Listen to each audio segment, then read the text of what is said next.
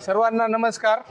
आज आपल्या हिंगोली जिल्हा कृषी विभागामार्फत आगळा वेगळा वर्कशॉप, जसे की आपल्याला आता खरीपमध्ये डेमॉन्स्ट्रेशन शेतकऱ्यांना करून दाखवायचे, त्याचं सगळ्यांना माहिती व्हावं या हेतूने आपल्या जिल्ह्यातील सर्व अधिकारी कर्मचाऱ्यांना हा वर्कशॉप पुढील खरीप हंगामासाठी महत्त्वाचा आहे। आपण आज इथं हळद बेणे बीज प्रक्रिया हे दाखवणार आहोत।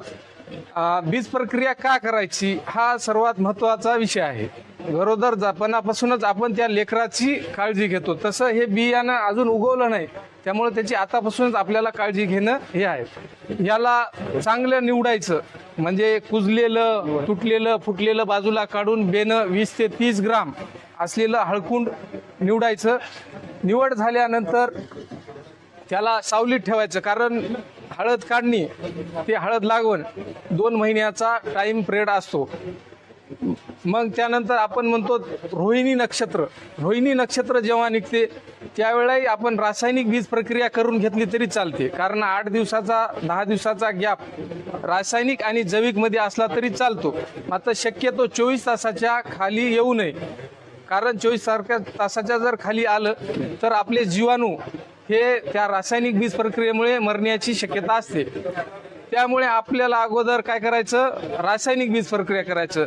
रासायनिक बीज प्रक्रियेमध्ये आपल्याला बुरशीनाशक आणि इन्सेक्टिसाइड म्हणजे कीटकनाशक आपल्याला बीज प्रक्रिया करायची। आता बीज प्रक्रिया करण्याच्या अगोदर आपल्याला सेफ्टी किट वापरायची आहे। जशी आपण बियाण्याची सुरक्षा घेतो तशी आपल्याला आपली बी स्वतःच्या जीवाची काळजी घेणे। सर्वप्रथम आपल्याला ही जी किट आहे ही बाजारात प्रत्येक औषध कंपन्या TRS फंड त्या फंडमधून हे उपलब्ध करून आपल्या बीज प्रक्रियेसोबतच पाकिट देतात। नाही जरी दिलं तरी ह्याची किंमत अशी काही जास्त नाही, 100-150 रुपयामध्ये मिळतो, मात्र आपली सगळी बीज प्रक्रिया होऊन जाते। यात मास्क, त्यानंतर गॉगल, हँड ग्लोव्ज, अप्रॉन आणि आपल्याला हात धुण्यासाठी साबण, हे सर्व साहित्य आपण याचा उपयोग केलाच पाहिजे, जेणेकरून आपल्याला त्याची विषबाधा होणार नाही। त्यानंतर आपल्याला रासायनिक बीज प्रक्रिया करताना आपल्याला एक त्याच्यासोबत लेबल येतोय, त्या लेबलवरली माहिती पूर्ण वाचायची। त्याच्यात आपल्याला प्रति किलोला किंवा प्रति लिटरला असं त्याचं प्रमाण दिलेलं असते।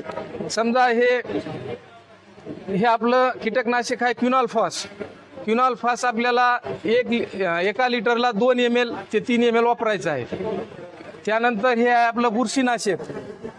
पहिल्यांदा बुरशीनाशक लागून घ्यायचं।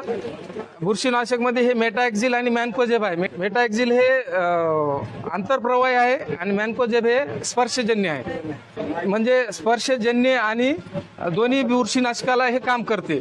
मात्र आपल्या पिकामध्ये जे फंगस किंवा बुरशीनाशकाचे जे डिसीज येतात त्याच्यामध्ये एक तर सॉईल बॉर्न असतात, एक तर सीड बॉर्न असतात, एक तर एअर बॉर्न असते, हवेमार्फत, पाण्यामार्फत आणि जमिनीमार्फत। म्हणून हे जे जमिनीमार्फत आणि सीडमार्फत जे बुरशी आपल्या पिकात येणार आहे त्याचं नियंत्रण करण्यासाठी हे फंजिसाईड आपलं काम करते। आणि आपले जे रोप निघणार असते अर्ली स्टेजला ते एकदम कोवळं असते, कोवळं असल्यामुळे त्याच्यावर बुरशीनाशक आणि कीटकनाशकाची जास्तीत जास्त प्रमाणात अटॅक होण्याचे चान्सेस असते।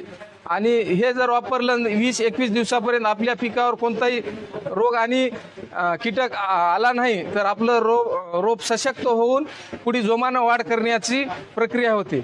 ही प्रक्रिया केल्यानंतर 24 तासानंतर किंवा मी म्हणल्यानंतर रोहिणी नक्षत्रात जर असं आपलं वातावरण थंड होते, रोहिणी नक्षत्रामध्ये आपण रासायनिक बीज प्रक्रिया करून ज्या वेळा पेरणी करायची त्याच्या 5-6 तास अगोदर जर आपण ही जैविक बीज प्रक्रिया आपण करू शकतो।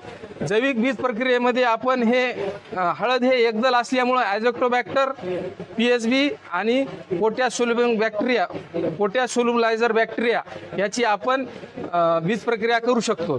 त्यानंतर हे आहे मेटरायझम ॲनोस्फेली, जे आपण पहिला वाळवाचा पाऊस पडला की भूमनी किडीचे मादी सॉईलमध्ये एग्स देते, अंडे देते, आणि ते अंडे दिले की आपली हळद लागवड झाली की छोट्या छोट्या अळ्या तयार होतात आणि ते आपल्या हळदीला खाण्याची प्रक्रिया त्यांची चालू होते किंवा न कुजलेलं आपल्या शेतात असल वेस्टेज ते सुद्धा खाण्याची प्रक्रिया होतात. हळद पीक हे 9 महिन्याचं आहे आणि आपली अळी बी ह्याचं उपद्रव सप्टेंबर ऑक्टोबरमध्ये होण्याची शक्यता असते. त्यामुळे जर आपण आधीच ह्याचं पण बीज प्रक्रिया केली तर हे आपल्याला हुमणीपासून बी आपल्या पिकाचं संरक्षण होते.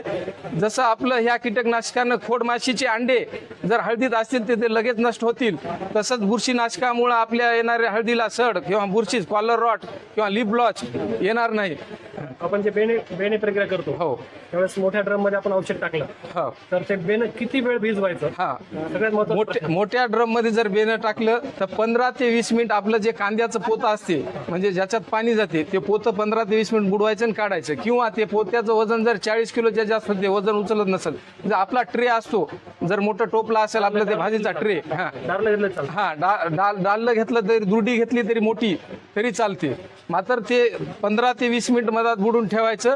त्यानंतर एखादी तास सुकवायचं सावलीला. विचारण्याचं कारण काय की पेरती वेळेस लागवड करते वेळेस शेतकऱ्यांना काही असते हो. पूर्ण 15 मिनिटं बुडवून ठेवलं जात नाही. बीज प्रक्रिया केली जाते पण त्याचा रिझल्ट मिळत नाही. Result मिळत नाही. 15 मिनिटं आपण ते बुडवून ठेवत नाही. म्हणजे 15 ते 20 मिनिट बुडून ठेवायला पाहिजे आणि 50 ते 60 मिनिट त्याला वाळवायला पाहिजे. हो. दोन्ही बुरशीनाशक वगैरे जर म्हटलं तर आपण काय करतो, जमिनीमध्ये खड्डा घेतो आणि ताळपत्री जी आहे ताळपत्री ठेवून त्यामध्ये टाकू शकतो आपण. आणि शेतातच आपल्याला ज्यादा कमी खर्चामध्ये ते करताय. ते पण करता येते आपल्याला. आमच्या इकडे FIR म्हणून शब्द FIR म्हणजे फंगिसाईड. आपण जसं एखादी आपल्यावर काही घटना घडली की आपण पोलीस स्टेशनला गेल्यावर FIR आधी नोंदवला जातो, त्याच प्रकारचं आपल्याला हे लागवड करताना एक FIRच करायचं आपल्याला ह्या बियाण्यावर. F म्हणजे फंजिसाईड, I म्हणजे इन्सेक्टिसाईड, R म्हणजे रायझोबियम आर्थोय. आता आपण हळदीत आयझोक्टोबॅक्टर वापरतो म्हणून जैविक आपण असं. आणि ही प्रक्रिया सगळ्या शेतकऱ्यांनी राबवूनच या अल्निनोच्या काळात पावसात खंड पडणार आहे आणि कीटकाचा आणि रोगाचा बचाव होण्यासाठी एक उपाययोजना म्हणून आपल्यासाठी चांगली ही बीज प्रक्रिया करून घ्यावी. धन्यवाद. छान बातमी.